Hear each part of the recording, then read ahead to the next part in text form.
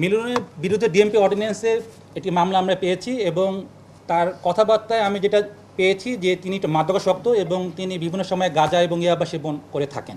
এই ব্যাপারে অভিভাবক আমাদের সেরকমভাবে কোনো বিস্তারিত তথ্য দেন নাই, বাট যখন আমরা মিলনের সাথে কথা বলেছি মিলন জানিয়েছে কোনো স্বর্ণালঙ্কারের ব্যাপারে তিনি আমাদেরকে কোনো কনফার্মেশন দেননি, কিছু অর্থ নিয়েছেন এটা বলেছেন, বাট পরিমাণটা উনি নিশ্চিতভাবে আমাদেরকে জানান নেই।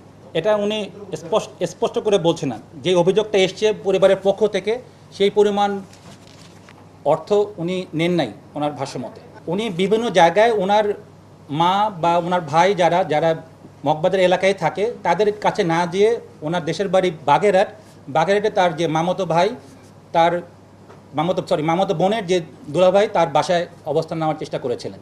আমরা ভিকটিমের দুটো মোবাইল আমরা পেয়েছি এবং মোবাইল বিশ্লেষণ করে আমরা এমন কোনো তথ্য পাইনি। আর সবচেয়ে আশ্চর্যের বিষয় যে আসামি উনি কোনো মোবাইল ব্যবহার করতেন না। বিভিন্ন সময় দেখা গিয়েছে যে বিভিন্ন মানুষের কাছে পার্শ্ববর্তী যারা বিভিন্ন ওনার কর্মচারী রয়েছেন তাদের মোবাইলটা দিয়ে উনি প্রয়োজনীয় কাজ সেরে আবার উনি নর্মাল থাকতেন। ফলে মানে মোবাইল যেহেতু কোনো সংশ্লিষ্টতা আমরা পাই নাই, তো আমরা একপাক্ষিক কথা শুনে আমরা কোনো সিদ্ধান্ত যেতে পারছি না যে আগের থেকে কোনো সম্পর্ক রয়েছে কিনা। প্রাথমিকভাবে উনি আমাদেরকে জানিয়েছেন এটা উনি ব্যক্তিগতভাবে নিজের আক্রোশ থেকে কাজটা করেছেন এবং ওনার সাথে অন্য কেউ ছিল না। বিভিন্ন মিডিয়ায় আমরা ওটা দেখতে পাচ্ছি, বাট নিশ্চিতভাবে আপনি একপক্ষীয় কথা বা একজনের একটা স্পেকুলেশন থেকে আমরা একটা মৃত ব্যক্তি সম্পর্কে এরকম কোনো তথ্য না দেওয়াটাই আমার কাছে শোভনীয় লেগেছে।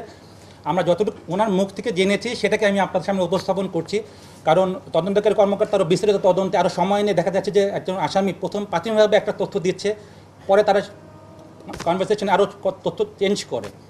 সো আমরা ইনশাল্লাহ তদন্তকারী কর্মকর্তা যখন বিস্তারিত তদন্ত করবেন আমরা সঠিক তথ্যটা আরও কিছু ডেভেলপমেন্ট থাকলে উই মে গেট। ধর্ষণ চেষ্টার ব্যাপারে আমরা পুলিশকে অবগত করেছি এবং যে আমাদের যে ফরেন্সিক যেটা হচ্ছে রিপোর্ট এখন আসে নাই, সো ওই রিপোর্টটা আসলে আমরা বিস্তারিত অ্যাকুরেট তথ্যটা পেতে পারবো। অনৈতিক বলতে ওরকম নেগেটিভ টার্মটা সে স্পষ্ট করে নাই, এটা এখন আসামের কথা শুনে আই ক্যান নট রেফার।